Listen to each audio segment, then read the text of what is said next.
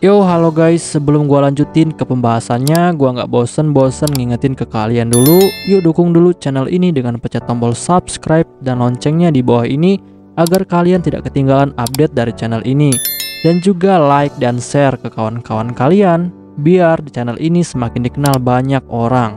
Pastinya dukungan dari kalian sangat gua butuhin untuk ngebuat gua terus semangat dan terus update ke depannya. Oke, kalau gitu kita langsung lanjut aja ke pembahasannya.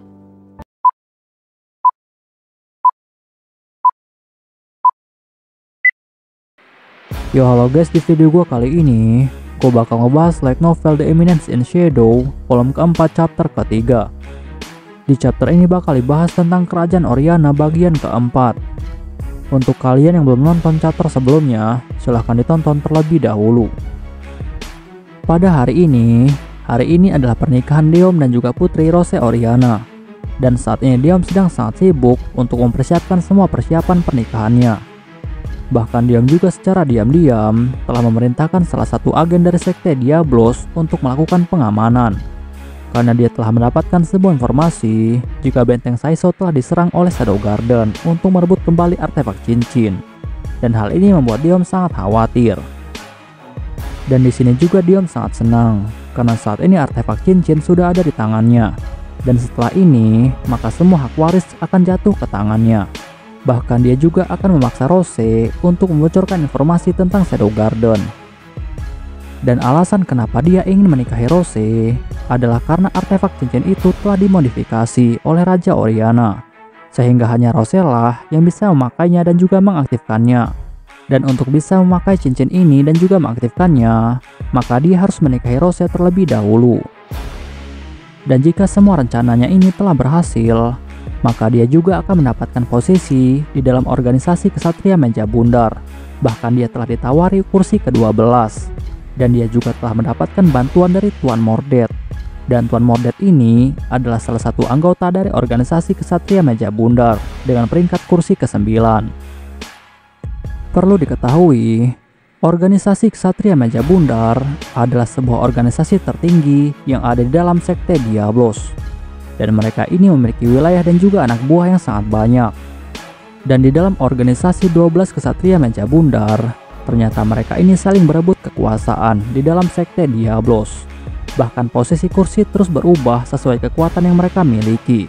Dari nomor 1 yang terkuat sampai nomor 12 yang terlemah. Tetapi saat Deom ingin mengambil artefak cincin yang telah dia simpan di dalam kantungnya, ternyata cincin itu telah menghilang. Dan itu membuat Deom menjadi sangat terkejut. Bahkan dia tidak tahu kenapa cincin itu bisa hilang, padahal cincin itu selalu berada di dalam kantongnya. Dan di sini Deom pun lalu berpikir bahwa kemungkinan yang telah mencuri cincinnya adalah Shadow Garden. Dan dia tidak menyangka jika Shadow memiliki kemampuan untuk mencuri cincin dari kantungnya seperti seorang pencuri.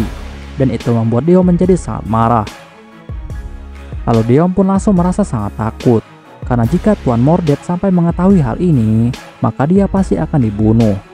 Tetapi untungnya cincin itu tidak akan digunakan dalam beberapa hari. Jadi dia berpikir bahwa masih ada kesempatan untuk bisa menemukannya. Lalu tiba-tiba Deom pun lalu mendapatkan panggilan telepati dari Tuan Mordet. Lalu Mordet bilang kepada Deom bahwa dia telah mengatur jika kursi ke-12 Ksatria Meja Bundar akan diberikan kepada Deom jika misi ini telah berhasil. Dan Deom pun dengan sangat gugup lalu menjawab bahwa dia tidak akan mengecewakan Tuan Mordet. Lalu tidak lama setelah itu, putri Rose Oriana pun akhirnya sampai di tempat pernikahan dengan gaun yang sangat indah. Dan setelah itu Rose dan juga Deom langsung berdiri di atas panggung untuk mengucapkan sumpah pernikahan. Lalu pendeta mulai bertanya kepada keduanya, apakah mereka bersumpah untuk saling mencintai dan hidup bersama untuk selamanya. Lalu Deom pun sebagai laki-lakinya, dia pun menjawab terlebih dahulu. Deom bilang dengan sangat tegas bahwa dia bersumpah dan juga bersedia. Lalu setelah itu, akhirnya saat ini adalah giliran Rose untuk mengucapkan sumpah. Tetapi di sini Rose malah menjawab jika dia tidak bersumpah.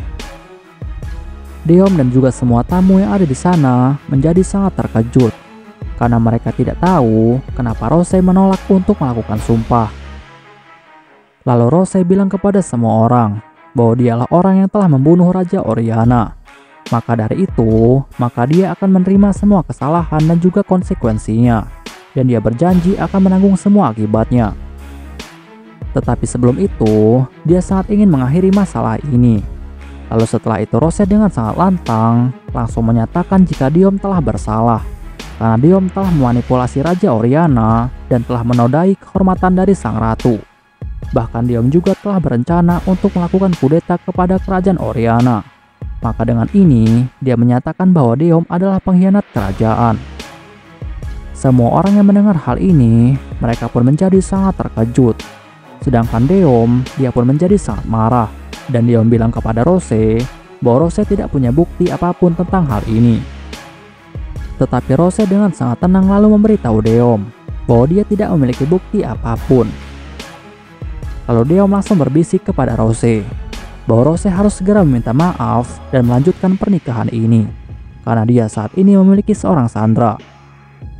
Tetapi Rose yang mendengar hal itu, dia pun hanya tersenyum dengan sangat pahit karena Rose sudah tahu semuanya. Lalu Rose bilang kepada Diom bahwa saat ini dia akan mengikuti cinta sejatinya, tidak peduli resiko apa yang harus dia hadapi. Lalu Rose langsung mengambil sebuah cincin dari kantungnya. Dan itu adalah sebuah cincin yang telah diberikan oleh pria yang sangat dia cintai, yaitu Kit Kageno. Dan ternyata cincin itu adalah cincin yang telah dicuri oleh Kit dari kantong Diom. Dan Kit tidak sengaja menjatuhkannya saat dia menemui Rose. Dan Rose mengira jika Kit ingin memberikan cincin itu sebagai tanda lamaran. Sedangkan Diom yang melihat cincin itu, dia pun menjadi sangat terkejut. Lalu Diom bertanya kepada Rose, kenapa Rose bisa memiliki cincin itu. Tetapi Rose tidak mau menjawabnya, dan Rose langsung memasukkan cincin itu di jari manisnya. Lalu tidak lama setelah itu, tiba-tiba saja cincin itu pun langsung mengeluarkan sebuah cahaya. Dan tidak lama muncullah gambar proyeksi dari Raja Oriana yang sudah mati. Dan itu adalah sebuah rekaman yang telah disiapkan oleh raja sebelumnya untuk Rose sebelum dia meninggal. Dan ternyata hal ini membuat Rose dan semua orang di dalam ruangan menjadi sangat terkejut. Lalu di dalam rekaman itu, Raja Oriana bilang kepada Rose dan semua orang bahwa kesehatannya semakin memburuk setiap harinya. Dan dia yakin bahwa beberapa hari lagi dia akan kehilangan kesadaran dan akan dikendalikan. Tetapi sebelum itu terjadi, dia sengaja membuat rekaman ini untuk mengungkapkan kebenarannya. Lalu Raja Oriana bilang kepada semua orang bahwa yang mempengaruhi kesehatan mentalnya selama ini adalah karena obat yang selalu dicampur di dalam air minum dan juga makanannya. Dan dia tahu orang yang telah merencanakan semua ini adalah Diom. Semua orang yang mendengar hal itu, mereka pun langsung melihat ke arah Diom dengan sangat hina. Sedangkan Diom terus menyangkal hal ini. Bahkan setelah itu, raja pun mulai memberitahu semua orang tentang kejahatan Diom selama ini. Mulai dari pengkhianatan, pemerasan, dan juga manipulasi. Maka dengan ini, dia akan menyerahkan semuanya kepada putrinya, yaitu Rose Oriana. Dan dia yakin jika Rose Oriana akan mampu membangun kerajaan Oriana menjadi lebih baik lagi. Dan rekaman pun akhirnya berakhir. Sedangkan Rose yang telah melihat semua rekaman itu, dia pun lalu menjadi sangat terharu dan dia pun mulai menangis. Karena ternyata ayahnya sampai akhir hayatnya sangat percaya kepada dirinya. Sedangkan Diom dengan marah terus menyangkal hal itu. Dan dia menjelaskan kepada semua orang bahwa hal ini hanyalah fitnah yang sangat keji. Dan setelah itu Rose dengan sangat tegas bilang kepada Diom bahwa dia menyatakan jika Diom adalah seorang pengkhianat.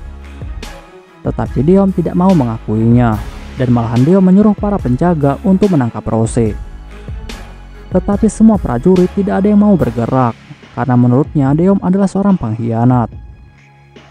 Lalu setelah itu, Rose pun langsung menggunakan pedangnya dan siap untuk menyerang Diom. Sedangkan Diom yang melihat hal itu, ternyata dia juga sudah siap untuk bertarung. Dan singkatnya terjadilah pertarungan antara mereka berdua. Tetapi di sini ternyata Diom sangat terkejut karena ternyata Rose mampu menyamai semua gerakannya. Dan Diom bilang kepada Rose bahwa dia tidak menyangka jika Rose memiliki kemampuan yang sehebat ini. Tetapi Rose dengan sangat dingin lalu bilang kepada Diom bahwa sebenarnya Diom telah salah mengira karena sebenarnya kemampuannya lebih kuat daripada Diom. Dan benar saja dengan kecepatan yang sangat tinggi, Rose pun akhirnya berhasil menusuk Deom dengan pedangnya. Sedangkan Deom hanya bisa terdiam dan tidak berdaya untuk melawan. Lalu setelah itu, Deom pun akhirnya langsung tergeletak di atas tanah dan hampir pingsan. Tetapi sebelum Deom bisa pingsan, dia pun lalu memberitahu Rose jika dia tidak bisa mati di sini. Dan Rose tidak akan mendapatkan apa-apa walaupun dia membunuhnya, karena dalang dari semua masalah ini adalah orang yang kuat. Tetapi sebelum Deom bisa memberitahu Rose tentang orang ini, tiba-tiba saja kepala Deom langsung terpotong. Dan hal ini membuat Rose sangat bingung, karena dia tidak tahu siapa yang telah memotong kepala Deom. Sedangkan Ratu Oriana yang melihat Deom telah mati, dia pun langsung berlari ke arah Deom. Dan Ratu bertanya dengan sangat sedih kepada Rose, kenapa Rose membunuh Deom. Tetapi Rose lalu menjawab bahwa bukan dia yang membunuh Deom. Lalu setelah itu, Rose pun langsung memeriksa sekelilingnya dan mencari siapa yang telah diam-diam membunuh Deom. Lalu tidak lama setelah itu, datanglah seorang pria misterius. Dan pria itu berkata kepada semua orang bahwa dia berpikir jika Deom akan berguna, tetapi ternyata dia tidak berguna sama sekali. Lalu Rose bertanya kepada orang itu, siapakah dia sebenarnya? Dan orang itu pun lalu mengenalkan dirinya kepada Rose, bahwa dia adalah Mordred. Rose yang mendengar hal ini, dia pun akhirnya ingat bahwa dia pernah mendengar nama Mordred. Dan Mordred itu adalah ahli pedang sihir, dan salah satu anggota dari organisasi Ksatria Meja Bundar dengan kursi urutan ke-9. Lalu setelah itu, Mordred pun terus mendekat ke arah Deom dan juga Ratu. Dan Rose langsung menyuruh ibunya untuk segera melarikan diri.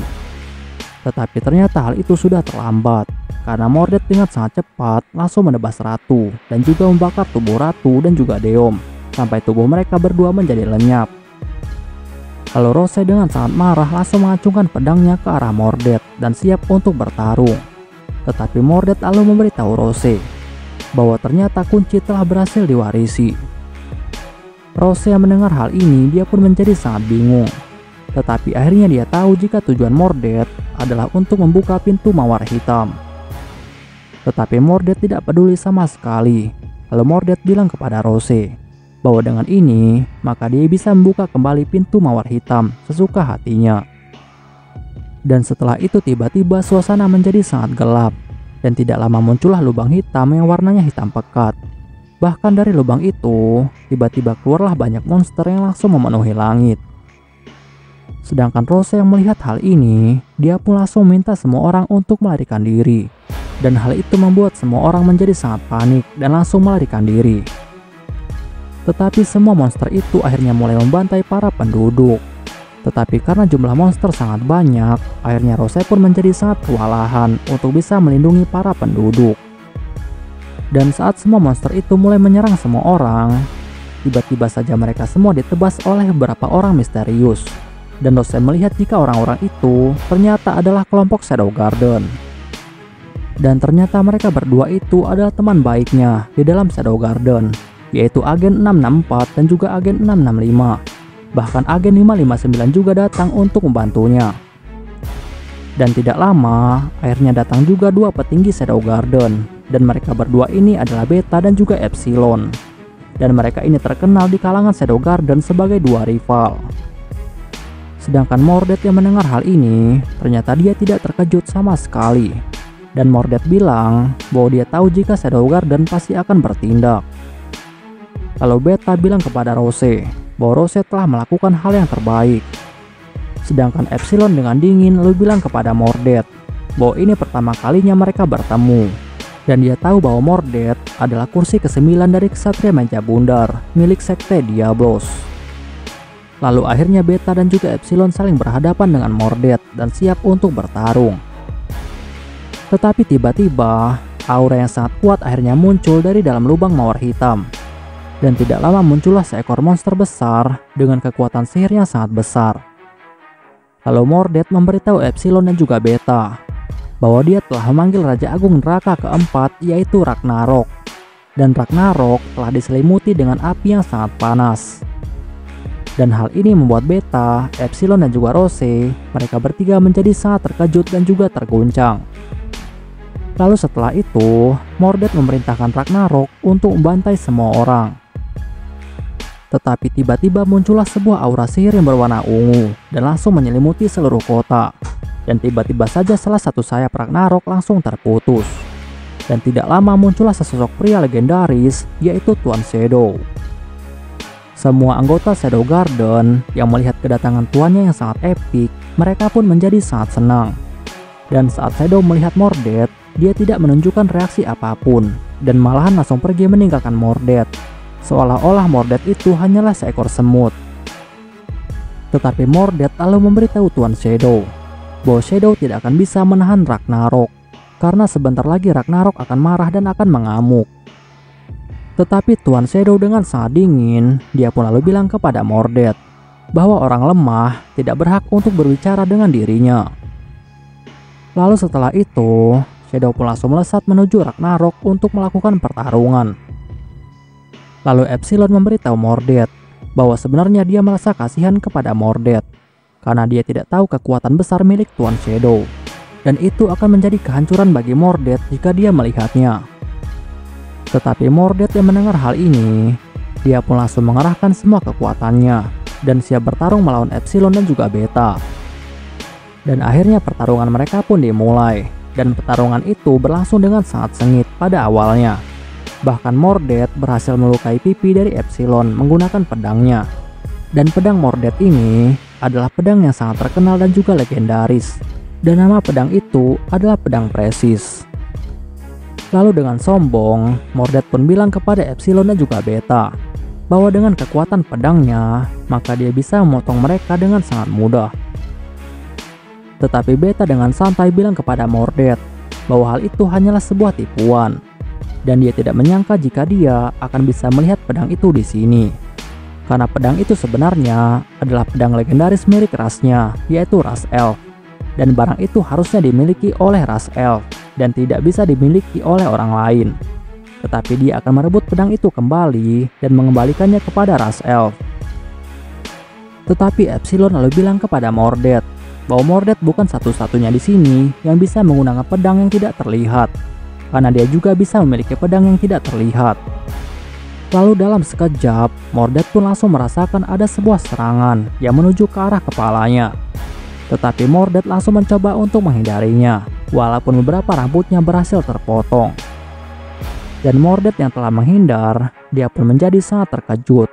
Karena dia tidak menyangka jika Epsilon bisa menggunakan serangan pedang sihir dari jarak jauh.